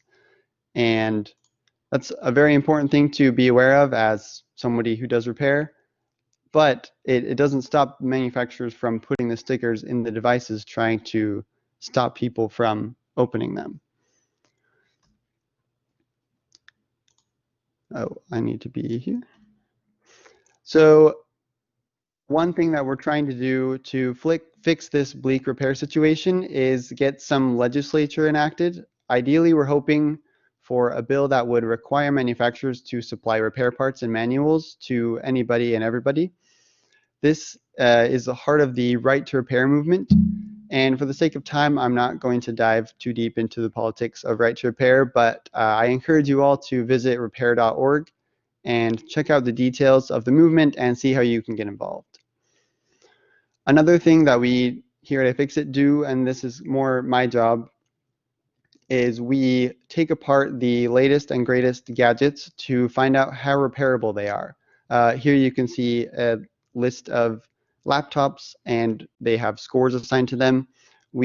As we tear down these devices, we assign each one a score that indicates roughly how repairable the device is. So 1 or 0 is the lowest the score goes, and then 10 is the maximum. So when we do these teardowns, we can notice a couple trends over time, and I just want to talk a little bit about those. Starting with Apple, the Apple AirPods are kind of one of the tragedies of modern technology engineering. At least we think so here at iFixit. They are essentially a disposable product. They are completely glued shut, and it's impossible to access the batteries or any other part inside of them. And before you say that it's impossible to engineer a device this small and make it repairable, I will be doing a teardown in a minute to show you you're wrong. But AirPods are kind of a tragedy, and you can't open them or do anything with them without destroying them. So millions of people are buying these AirPods, and they are going straight to landfills, and oftentimes they aren't disposed of properly, and they can actually start fires at landfills because it's really hard to remove the battery and nobody's doing it. And this actually got quite a bit of press pickup, which we really appreciate when the press can kind of echo this message and help consumers realize that the products that they're buying are not necessarily repairable. Elsewhere in Apple's world of devices, we have the MacBook Pro, which has gone downhill a lot. Like I mentioned earlier, not a lot is repairable in this device, and basically only the trackpad you can access easily. And they also glue down the battery here. They have recently recovered from a keyboard debacle, but the keyboard in these newer MacBook Pros, which doesn't break as easily, still isn't repairable. So there are very few things you can repair. We gave this a 1 out of 10 on our repairability scale. The iPhones, on the other hand, are kind of class leading in terms of repairable smartphones. They make a lot of concessions to repair, and they really prioritize access to critical components that would need to be replaced over the lifetime of a device, like the screen and the battery or the speakers. All of those critical components are easy to access in an iPhone. And then finally for Apple, the Mac Pro, which is a desktop computer that they released last year, really was a master designed for repair. We were expecting the Mac Pro to be modular as a desktop computer, but really Apple did a lot of things to make the repair and upgrading of that machine accessible, which was truly amazing to see from Apple, and really goes to show that they have the capability of thinking about the longevity of their products. They just don't always do it. And really quick, Microsoft, a couple more repairability trends. Microsoft started their Microsoft Surface laptop lineup, and they have this really cool Alcantara fabric cover. But the first and second year of these laptops, the Alcantara cover was just glued in place, and there was no way to remove it to get into the device. So we actually had to cut it open, and that was the only way we can get inside. And when we need to destroy a device to get inside of it, we have to give that a 0 out of 10, which is really a devastating score for a laptop. I don't think any laptop has ever gotten a 0 out of 10. But the good news is Microsoft has really turned a corner in the last year, and the third revision of this Microsoft Surface laptop, they did away with the glue, and they actually used a very genius solution of magnets to keep the laptop shut. And so now if you do need to do a repair inside the laptop, you don't need to completely ruin the Alcantara fabric, or if you have the aluminum one, the aluminum. And yeah, so it's not all bleak. Manufacturers are coming around to the idea that it's beneficial for their products to last a long time, but it's kind of an uphill battle. So let's talk about what you can do to encourage repair culture at your universities and in your makerspaces. In general, universities are a confluence of so many of the central ideas of repair: knowledge, creativity, sustainability, economy. If college is anything like it was when I was there a few years ago, college students are constantly looking for ways to save money, and realistically, repair is a wonderful way to save money. If you can pay $30 for a battery instead of $1,000 for a whole new smartphone, that is an awful lot of money that you're saving. And the core ideas of repair are really tied in with the core ideas of making. And it was really fascinating to listen to the other presenters, because it's really truly the core ideas of repair and making are interlinked. So the first idea that I had, thinking about ways that universities and makerspaces can encourage the ethos of repair, is a makerspace, or not a makerspace, a repair cafe. Repair cafes are great because you can help people fix things in person, and the people who come in to have their devices fixed get to see the repair happen right as it's going on, and it really kind of takes away the black box that repair can be sometimes. If somebody gets to watch a repair happen, it can really inspire them to try it themselves. And so there are a couple ways that a makerspace can, or why do I keep saying makerspace, that a repair cafe can be set up. And the main way that we usually run them, since we have access to repair technicians, is we have repair technicians on deck and at the event, and then people can trickle in as they want with their broken devices. And the repair techs, we equip them with toolkits and maybe some common parts like batteries or screens, and then the people can trickle in and have their devices fixed right in front of them. And this is really great. Like I said, people get to see the repair happen, which goes a long way to helping them have the confidence to do it themselves. But it can be tricky to have, not everyone has access to repair technicians. And I do think that in your communities, it might be easier than you think to have people come help do a repair cafe. But if you aren't able to have people come to fix things, you can also just provide tools. And I think that oftentimes tools are one of the bigger barriers to repair and repair culture. It can be extremely daunting to get into a device that you are unfamiliar with when you're not prepared or armed with the proper tools. That's part of why we make a fuss when companies use proprietary screws or tons of adhesive. If you aren't able to open the device, you can't fix it. And having tools available, whether it be for repair cafes or just for use anytime at the Makerspace, and really making sure that people know those tools are available, can go a very long way toward helping people take that first leap to fixing something of their own, which really, I keep mentioning that the first repair, because oftentimes that's where the user can really take advantage or realize the potential of repair, and that's where the core ideas of our repair manifesto can be illustrated in real time. So speaking of our repair manifesto, we designed this, kind of crammed every single idea about repair that we could into one document.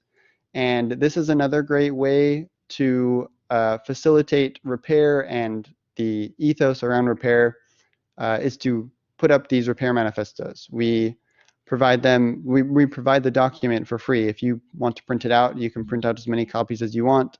If you don't have access to a printer, we sell them at cost, which is 10 cents, I think. You can just go to our website and order a bunch of them. And these are great conversation starters. It really does get people thinking about what repair is and what repair can do for them. So, right, since we can't always meet in person, especially now, a repair cafe isn't always viable. And another way to facilitate repair and the ethos around repair in a makerspace or university is creating content. And like I mentioned before, we take apart devices at iFixit. We do it for a bunch of reasons, but one of them is that the content that we make about these devices gets seen, which spreads awareness and really helps us fulfill our mission to help people repair things, and also keeps the lights on at the office, pays the bills. So content is very important for us, and that's kind of a lot of my job, is making content and doing these teardowns. So rather than continuing with this slideshow, I'm going to start tearing down a pair of my new favorite wireless earbuds for you and talk about a couple content ideas. So let me switch cameras here. Let me turn on my camera. All right. Also, let's see if there are any questions right now. One question, is this lack of repairability in popular products now a drive toward a sleek aesthetic? And I think that absolutely it is, especially at companies like Apple and Microsoft, where they market these devices heavily based on their aesthetic appeal. Absolutely, they make repairability compromises in order to make devices thinner and make them lighter. And you know, that can be okay. There are trade-offs, and another common repairability trade-off actually is ingress protection, which has tons of positives for the longevity of a device. Smartphones are almost all at least some sort of ingress protection IP rated, meaning they can handle some water or dust, and that like I said, can help a device last a long time. But additionally, to achieve that rating, you often need to seal up the device with adhesive, which can have a lot of negative trade-offs, kind of like we talked about before.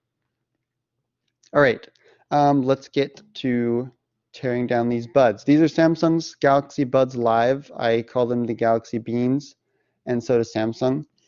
I already opened one of these just so we can jump right in.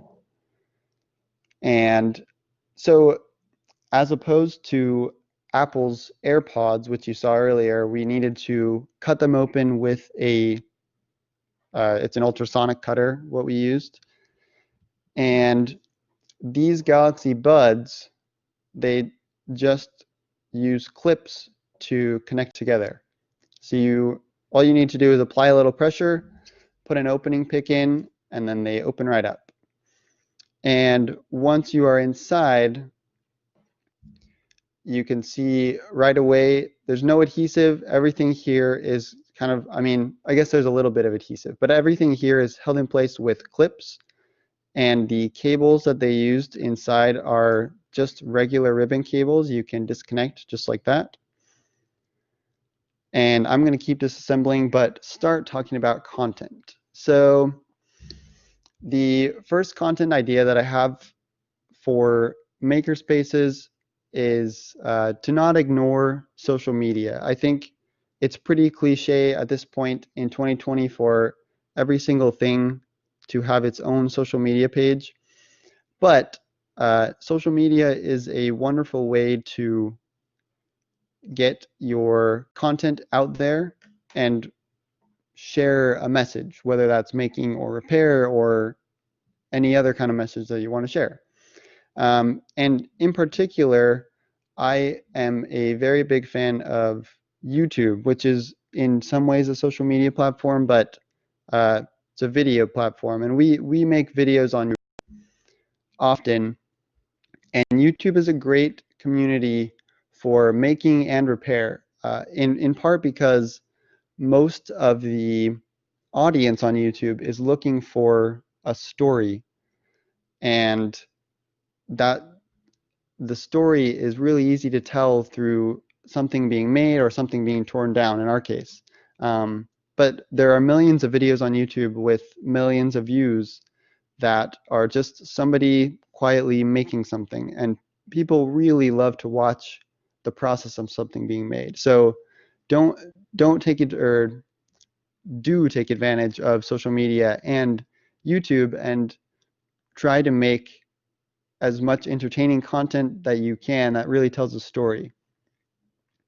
Sari asks, how do we responsibly dispose of our devices like cell phones when the suppliers may only provide short windows of opportunity to recycle? This is a really good question. Here in America, I'm not sure how it is in the UK actually. Here in America, there are designated electronic device disposal places that you can go. For example, Best Buy is a retailer here, and I actually think most electronic stores nowadays have a electronics disposal bin that you can go, and it's free. You can just drop your device into a bin and they will properly dispose of it. Likewise, there are a couple companies like Apple or Samsung, like notable bigger electronics companies, will generally take back your device for free if you can get it to them. Sometimes you need to mail it to them, and sometimes they'll even give you a little bit of money toward a new device for it. So yeah, I think the best way to responsibly dispose of a device is take it to an electronics store or try to get it back to the manufacturer. Oftentimes they will take it back. Okay, back to our Galaxy Buds. Right away, I mean, all I had to do was unclip a couple things and the circuit board is already free. And next, what we'll do is, there's one screw in here, which again is pretty miraculous considering how small this is. A couple more questions. How can you avoid privacy issues when disposing of a phone? How do you know data can't be pulled off of it? Peter, that's a good question. It's very hard to avoid privacy issues. All cell phones have ways that you can reset the phone, but sometimes those resets aren't permanent. Data can be recovered. I'm a bit of an optimistic person, and so I generally trust manufacturers when they tell me that I have deleted the data, but there are third-party applications that you can download that will securely erase your data. And again, it's kind of an issue of trust. If you trust the application, then you can maybe trust it enough to get rid of it, but that's kind of a tricky issue.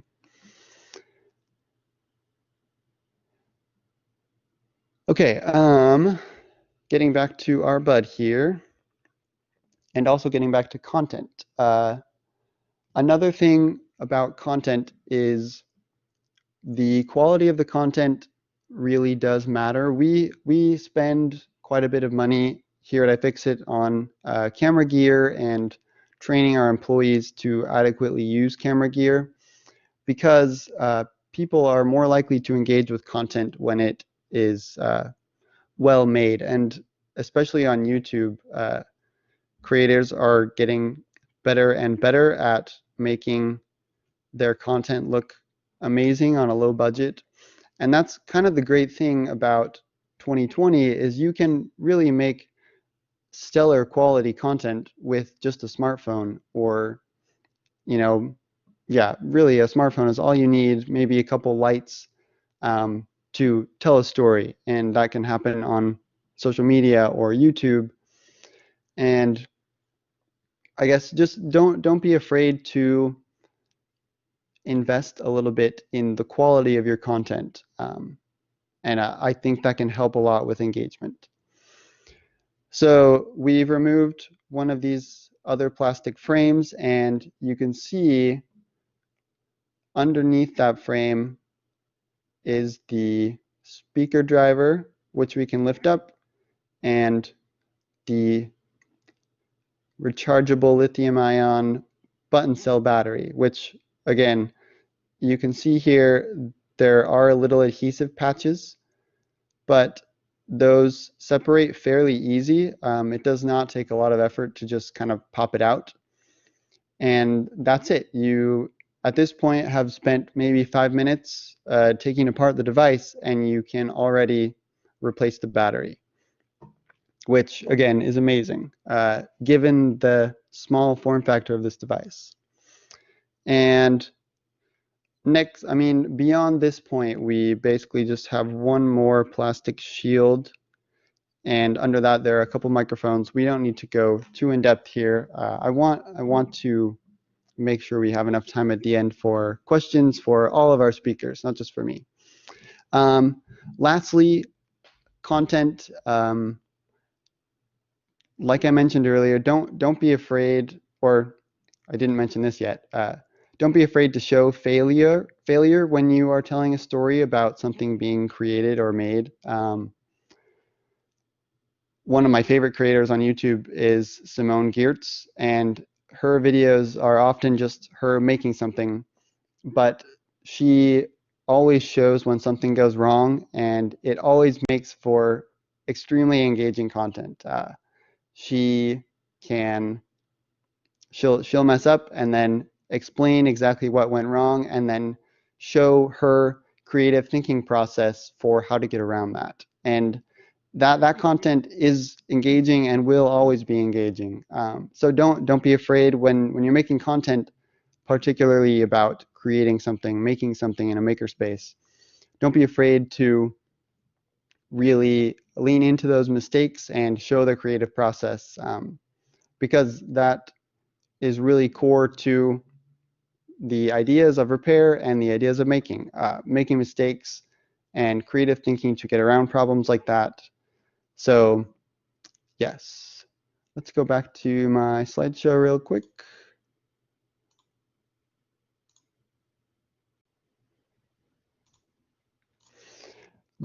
So the Galaxy Buds that we just tore down, we gave them an 8 out of 10 on our repairability scale, which is way more than I ever thought we would give any pair of wireless earbuds.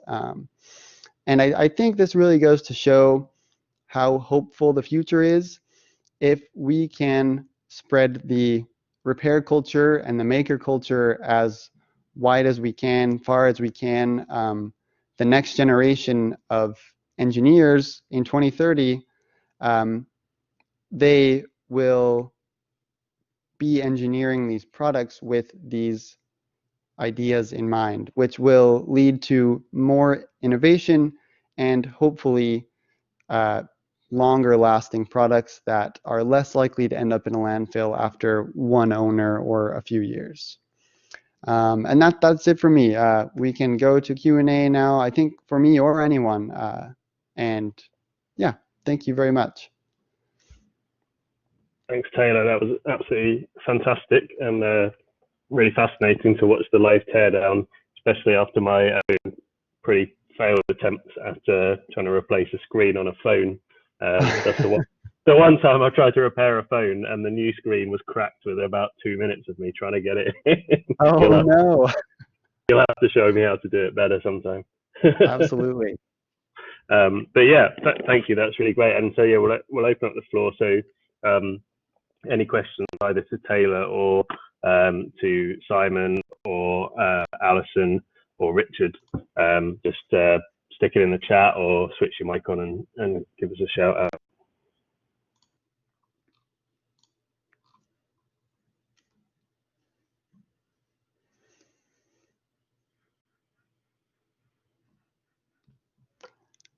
Pete, what phone was it that you were trying to repair that didn't go well?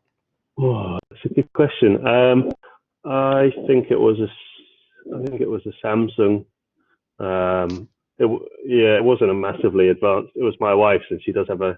I shouldn't say this if it's being recorded, but she does have a habit of dropping phones and breaking the screens. I thought, I'll do a nice thing and try and repair this. I mean, our rule is that I did read the sort of I was using some step-by-step thing, and they did say, oh, this is quite tricky. Is that have they got any better, or are phone screens just really fragile, and they have to be because of the way their touch screens work? It depends on the device. I mentioned iPhones. iPhones are great because the screen is reinforced with metal, so when you are prying at the screen, there's a very rigid plate underneath it, and you're very unlikely to break it. But Samsung phones, even to this day, their screens are unsupported and pretty easy to break. Okay, good to know it's not just me there. Yeah, definitely not just you. Okay, so there's a question for Richard. Hopefully Richard's still here. Elliot says, how would you encourage a physical makerspace to encourage users to try tinkering with IoT?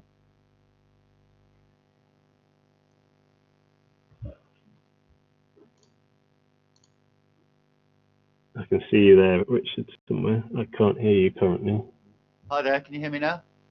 Yeah. Yeah. Hi there.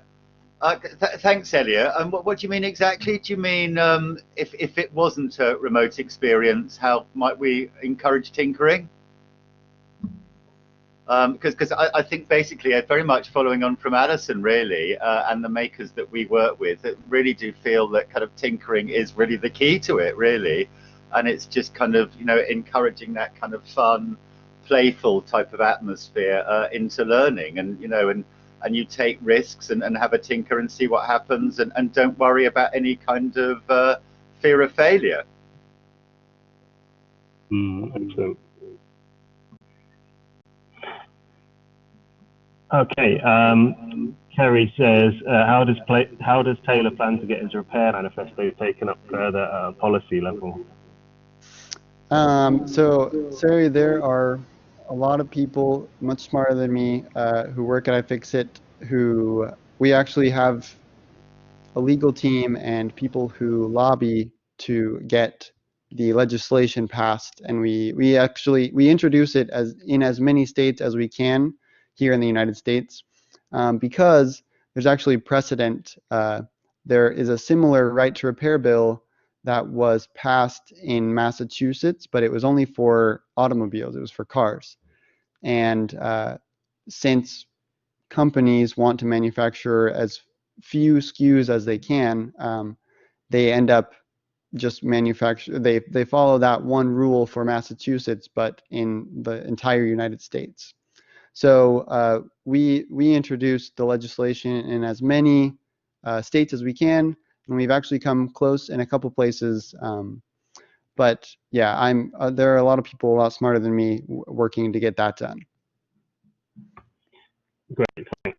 I missed one from Leo. Leo says, as repair is an important part of sustainability practice, are there any new materials people are working with that they're excited about in terms of biodegradability or reusability? Absolutely. Again, there are a lot of people a lot smarter than me working on exactly that. And I also can't share some of the work that we do with manufacturers or engineers, but there are definitely materials being invented and tweaked to be more sustainable and more repairable. One of the things that I'm really excited about is battery technology moving forward. If we can just move away from lithium ion, which is a hazard for explosions and fires, and move on to a better battery technology that will last longer and be safer, that would be amazing. And people are absolutely working on that. I'm very excited for that to move forward. Yeah, we ended up having a discussion at the end of this morning. One of our participants, who I think is here actually, was doing some work on biodegradable stuff as well. So definitely seems like there's an interest there. Yeah, definitely. Kevin says, as far as the legislation guaranteeing the right to repair, how close are we to seeing this being implemented? Is this the US only? Yeah, you might have touched on that. So the EU is actually quite a bit further ahead of the US in terms of getting things like this enacted. I know I think France is working on putting scores on product labels, like in stores on product packaging.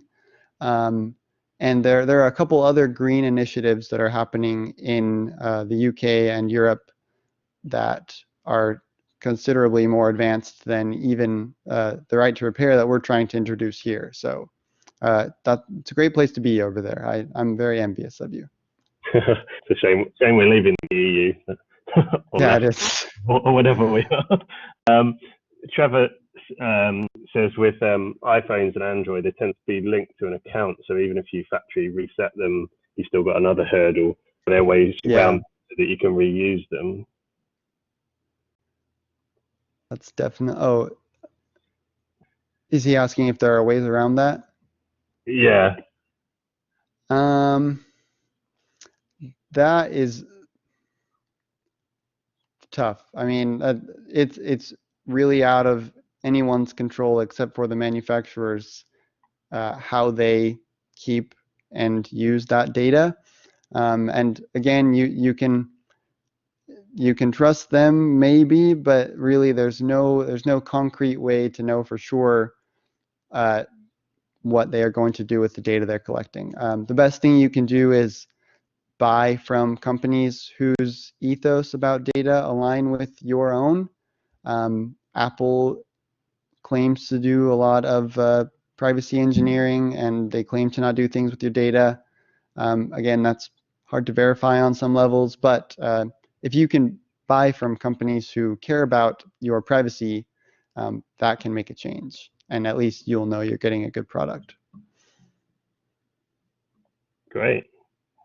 Yeah, apparently there is a company in Sheffield working on sodium-ion batteries. If anyone's interested, so that's very cool. It's all happening in Sheffield. Have we got any more questions for any of our panelists?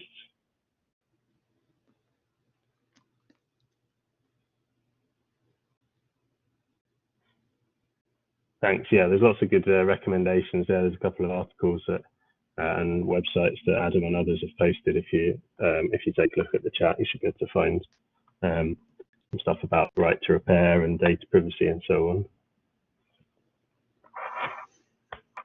Okay. Last chance for questions, or is everyone desperate to get off for their dinner or breakfast in Taylor's case? Yes, breakfast in my case.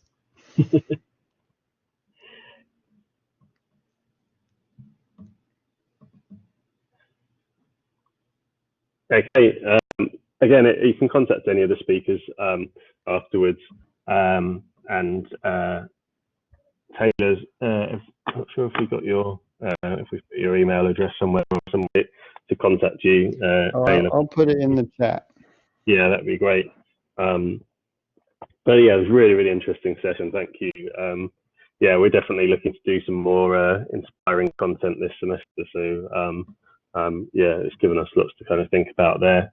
And thanks again to all of our speakers. It's been a really interesting and varied session. And if you're around again tomorrow, people, then we've got 3 more sessions, and we've got some more North American contributors again towards the end of the day.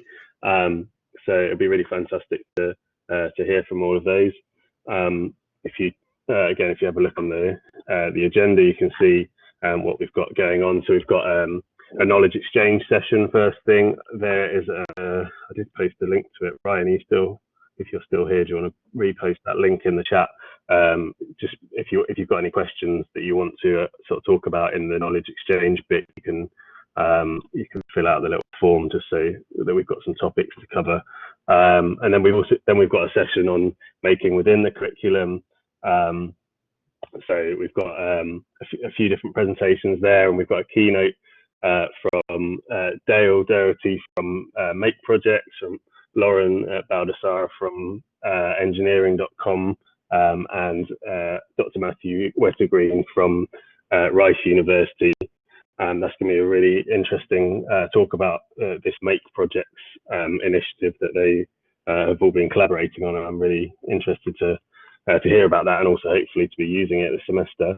And then we've got an evening session tomorrow, which is all on enterprise, which Kerry's going to be looking after, and we've got Professor Andrew Maxwell, who is based in Toronto in Canada, and he's going to be giving us some really interesting insights into what they're doing in York University there on enterprise.